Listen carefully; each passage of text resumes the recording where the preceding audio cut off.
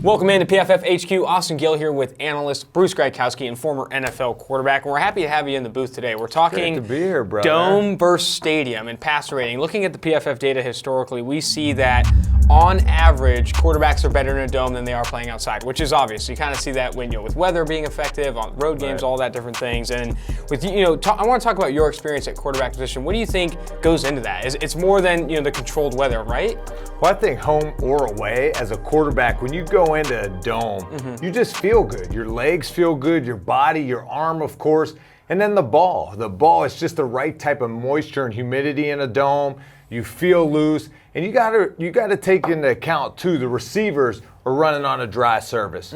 So the timing and rhythm of your throws, it's gonna be on time.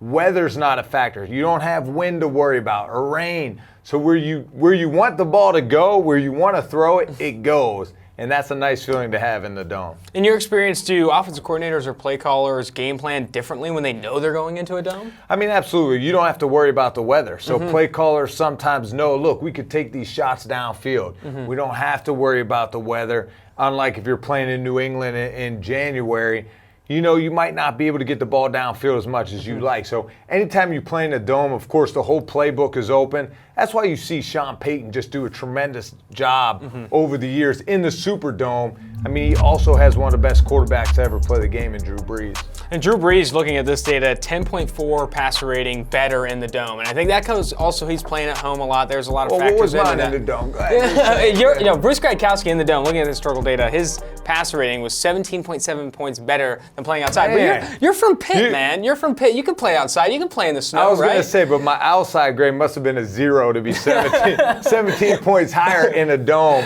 But, I mean, like you were saying, I'm from Pittsburgh, so I'm used to the cold. So I don't mind playing out in the cold weather. But I also was the type of guy, I didn't always have the strongest arm. Okay. Of course, as you get up in age, you lose some velocity. You lose some RPMs on your fastball. So anytime you play in the dome, you don't have to worry about the weather. The ball always feels nice and warm and just right.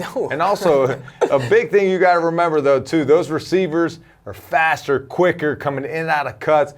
And don't forget, though, those defensive edge rushers, they love playing in the domes as well because they can fly, pin their ears back, and come off the edge. So we talk about how nice it is to play in the dome. The ball feels right. Receivers are running better. Now, talk to me about the other side. The mentality shifts when you're playing outside, specifically when there's wind, cold, rain. Right. How does that mentality shift? How does that game plan shift when weather is going to be a factor? Well, I didn't mind the snow, the rain, or how cold it got, but it was wind. Wind is a main factor because as a quarterback sometimes, you're worrying about how to adjust your arm angle, when to throw the football, knowing how it's going to move in the wind. And a lot of times, sometimes you tend to overthink things. So I know the wind always messed me up a little bit.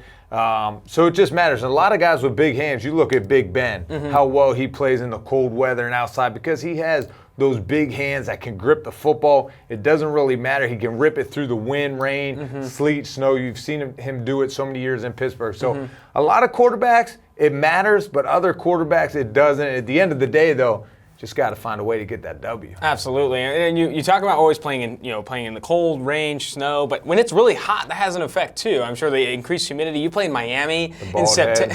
You play in Miami in September. You play in Miami. Guns out. You play in Miami in September. That's going to have a negative effect, obviously, right? Yeah, of course. I mean, Miami now, on the other hand, because I got drafted by Tampa Bay, so training camp. Now you have to worry about the wet ball because you're sweating so much.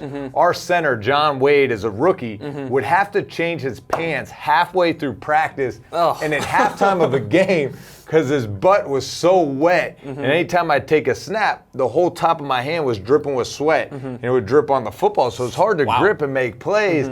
So sometimes you think, man, it's nice weather. It's beautiful out here in sunny Florida, Tampa Bay. But you don't take into consideration all the sweat going all over the place. So our center, John Wade, thank you for changing your pants at halftime all the time because that meant a lot to us quarterbacks having to get under there and take a snap. That's fantastic. Whether it's butt sweat, snow, sleet, outside has a factor, and we've seen with the PFF data, including yourself, playing in a dome is on average a lot better. For more content like this, go ahead and subscribe to PFF's YouTube channel, or better yet, go to the site at pff.com.